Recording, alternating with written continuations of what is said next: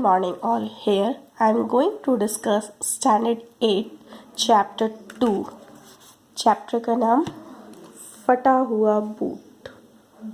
इसके लेखिका है ग्रेजिया डेलेडा। इस कहानी के माध्यम से हम जानेंगे कि एलिया, जो कि इस कहानी का मुख्य पात्र है, एलिया एक गरीब वकील है जिसे किसी के द्वारा पता चलता है कि उसके चाचा बीमार है तथा अपनी सारी संपत्ति उसके नाम करने वाले हैं।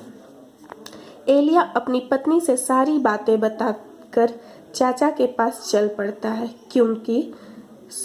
किंतु अपने फटे जूते के कारण उसे विविध प्रकार की परेशानियों का सामना करना पड़ता है तथा उसके पहुंचने से पहले ही उसके चाचा की मृत्यु हो जाती है और उनकी संपत्ति भी उसे नहीं मिल पाती है।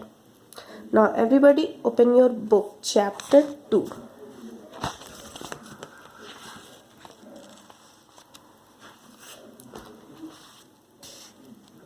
आइए अब इस कहानी के बारे में आगे पढ़ते हैं। फटा हुआ बूट। जैसे कि शीर्षक से ही पता चल रहा है कि इस कहानी में फटे हुए जूते की बात की गई है। एलिया एक कचहरी में बेकार सा रहता था। उन दिनों लोग कचहरी से दूर रहना पसंद करते थे। बड़े बड़े से वकील भी छोटे छोटे मुकदमे लेने के लिए मजबूर थे। एलिया के पास तो कोई भी मुकदमा न आता, फिर भी वह कचहरी जाता और वहां एकांत में बैठकर अपनी पत्नी को संबोधित करके कविताएं लिखा करता। यानी जो कहा जा रहा है, इस पाठ का जो मेन पात्र है, मुख्य पात्र है एलिया, वह एक वकील है और वह बहुत ही गरीब वकील है।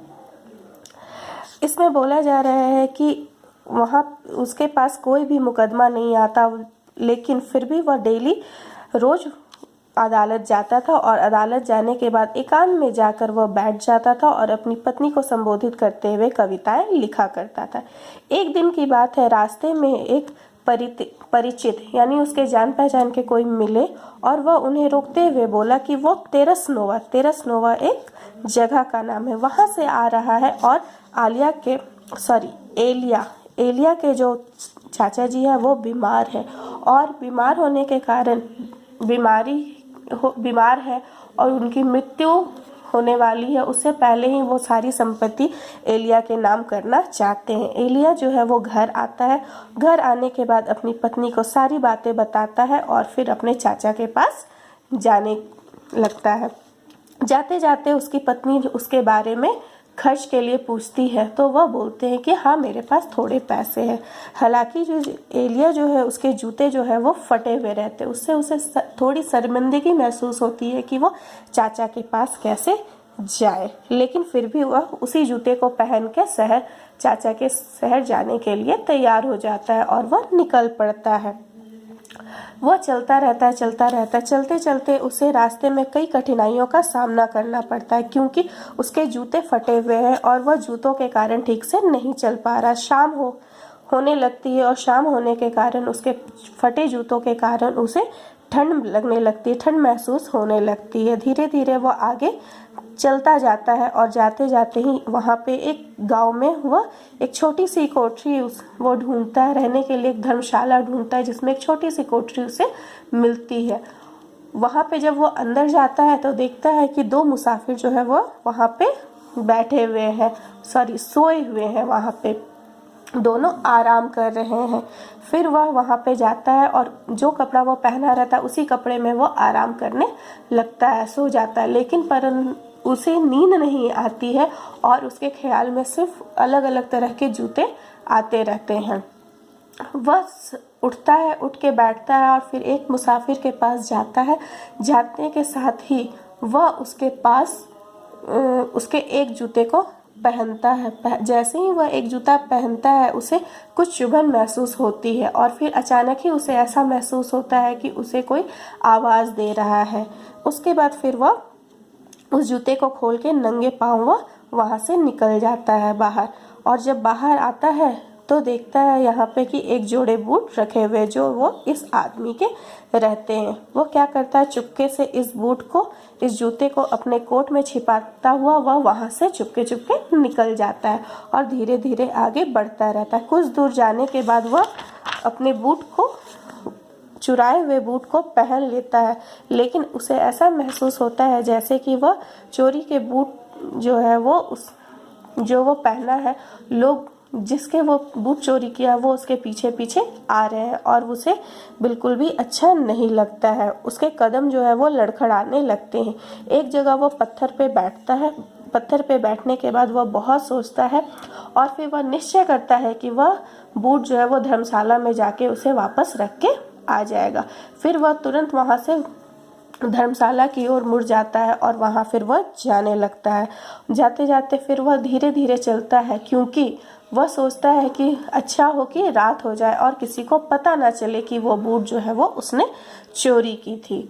उसके बाद फिर वह चला जाता है और धीरे धीरे जाता है और फिर शाम होती है, वहाँ पे जाता है और वहाँ पे जाने के बाद बूट रखता है और बूट रखने के बाद तुरंत ही वह फिर वहाँ पे जाके आराम करने लगता है। और जब वह बूट रखता है तो उसे बहुत शांति महसूस होती है और वह आराम से फिर सो जाता है। और आराम से जब वह सोता है तो सुबह उसे उठने में थोड़ी देर हो जाती है। फिर सुबह जल्दी जल्दी उठ के फिर वह अपने कुछ बचे हुए पैसे से डबल रोटी खरीदता है और डबल रोटी खरीदने के बाद फिर वहाँ से खाता है और फिर चल देता है। चूँकि मौसम बड़ा सुहाना था इसलिए वह आराम से चल रहा था, आराम से जा रहा था और उसे स्वस्थ भी लग रहा था, मन खुश भी लग रहा था कि वह चुराए हुए जूते को फिर से वह वापस रख देता है। फिर वह अपने चाचा जी के घर पहुंचता है। घर पहुंचने के बाद पता चलता है कि कुछ घंटे पहले ही उनके चाचा जी की मृत्यु हो जाती है। तभी उसकी दासी जो है, उनके चाचा जी की नौकरानी जो है, वो बोलती है कि मालिक बहुत देर तक आपका राह देख रहे थे। यहाँ पे लिखा हुआ है रास्ता, रास्ता का मतलब राह देख रहे थे, राह देख रहे थे और वह आपकी ही प्रतीक्षा कर रहे थे। और वह बोलते थे एक आप ही उनका वारिस है, उत्तराधिकारी है। हालांकि वह आपसे नाराज भी हुए कि आप उनसे मिलने नहीं आए। सुबह तक वह आपकी राह देखे और ना आने के बाद फिर वह अपनी सारी दौलत मछेरों मतलब होता है मछुआरे के बच्चे जो कि अनाथ थे, उनको वह अपनी सारी संपत्ति उनके नाम कर देते हैं। यहाँ पे एलिया जो है वो घर लौट के आता है, जो कि यहाँ पे इस चित्र में हम लोग देख रहे हैं। एलिया घर लौट के आता है, वो अपनी पत्नी को सारी बातें बताता है कि किस प्रकार उसने बूटों की चोरी की और किस प्रकार फिर उसे दोबारा वापस रखा और चाचा जी के पास पहुँचता है। वो रखने के बाद फिर उनकी पत्नी बोलती है, सारा कह कर सुनाता है। फिर उनकी पत्नी कहती अच्छा ही हुआ जो वह संपत्ति हमें नहीं मिली। जिस संपत्ति के मिलने से पहले ही आदमी अपनी ईमानदारी खो बैठे, उसका ना मिलना ही अच्छा है। अतः इस पाठ से हमें यह शिक्षा मिलती है कि हमें अपने अंतर मन की बात सुननी चाहिए। अगर हमें कोई कठिनाई या कोई तकलीफ है जीवन में तो हमें गलत रास्ते पर नहीं जाना चाहिए, बल्कि उसका डट कर सामना करना चाहिए। अपनी मेहनत पर भरोसा करना चाहिए और मेहनत के बल पर ही अपनी सारी इच्छाओं तथा ज़रूरतों को पूरा करना चाहिए। इस पाठ को दोबारा आप लोग पढ़ेंगे।